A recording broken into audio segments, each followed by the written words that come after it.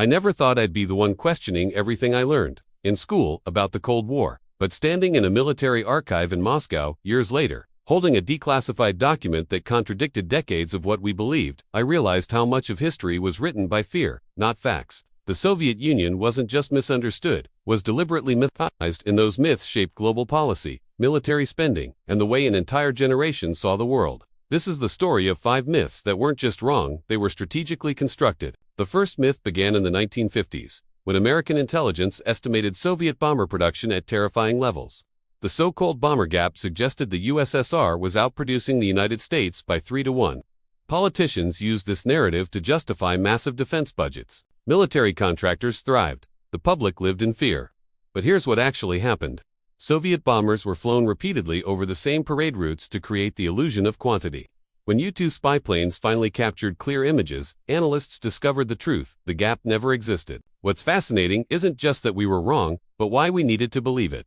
Fear is a powerful motivator, and during the Cold War, it became currency.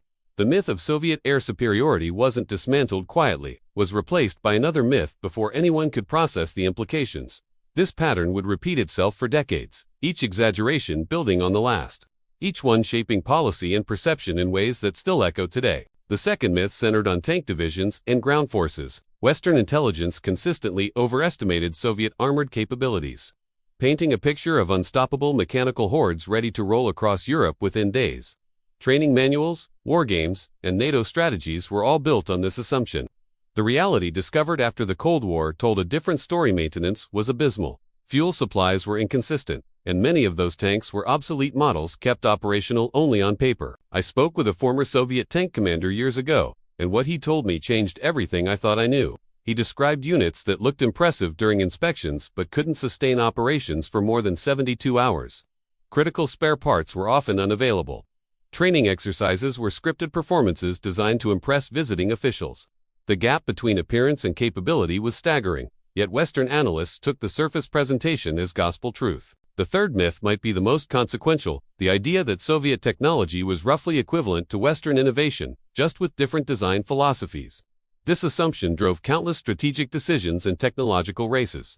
The space race, the arms race, the race for computer superiority, all were predicated on the belief that Soviet scientists and engineers were matching Western progress step for step. What declassified documents later revealed was more nuanced and honestly more interesting. Soviet engineering excelled in certain specific areas: rocket propulsion, metallurgy for extreme conditions, elegantly simple mechanical systems designed for harsh environments. But in electronics, miniaturization, and computer processing, they lagged by years, sometimes decades. The myth of equivalence wasn't entirely false, but it was incomplete, and that incompleteness cost billions in misdirected research and development. The fourth myth involves Soviet nuclear capabilities and the famous missile gap of the early 1960s. Presidential campaigns were won on promises to close this gap.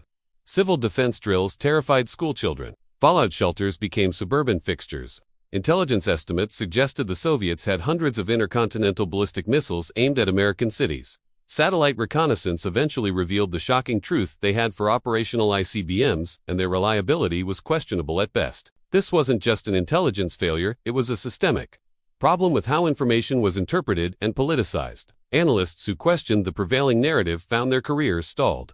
Politicians who suggested the threat might be overstated were labeled soft on communism. The machinery of myth-making had become self-sustaining, fed by genuine uncertainty, strategic ambiguity, and institutional incentives that rewarded worst-case scenarios over measured assessment. The fifth and perhaps most insidious myth was about Soviet economic strength and industrial capacity.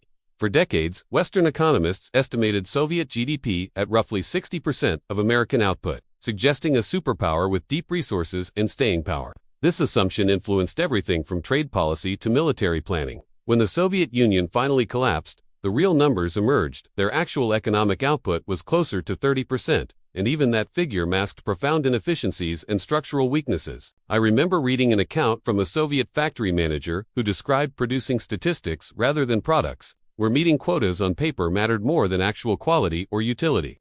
The command economy excelled at mobilizing resources for specific showcase project space programs, military parades, Olympic victories, but struggled with sustained, broad-based productivity. The myth of Soviet economic power wasn't just wrong, it fundamentally mischaracterized the nature of their system. What connects all 5 myths isn't just that intelligence agencies got things wrong that happens in any complex analysis. What's revealing is the pattern of overestimation, the consistent bias toward inflating Soviet capabilities rather than underestimating them. This pattern served multiple purposes simultaneously. It justified defense spending, maintained alliance cohesion through shared threat perception, and provided political capital for leaders who promised protection. The human cost of these myths was real and measurable. Resources that could have addressed domestic needs went to military programs designed to counter threats that didn't exist at the stated level. Diplomatic opportunities were missed because negotiating from a position of exaggerated fear rarely produces optimal outcomes. Entire generations grew up under the shadow of a threat that, while real, was significantly different from how it was portrayed. What surprised me the most wasn't just how a comprehensive Cold War documentary collection improved my experience with understanding this era, but how everything started to feel different once I switched to the right one. I didn't expect such a clear change, and honestly, I tested more than a few before finding what actually worked. This isn't a promo or sponsorship, just sharing real results that made a noticeable difference for me. I'll leave the link below, in case you want to dig into it yourself and see what I mean. Understanding these myths doesn't diminish the real dangers of the Cold War or the genuine challenges posed by Soviet military power. Nuclear weapons were real, geopolitical competition was intense, and the potential for catastrophic miscalculation was always present. But accuracy matters, especially when decisions of such magnitude are being made.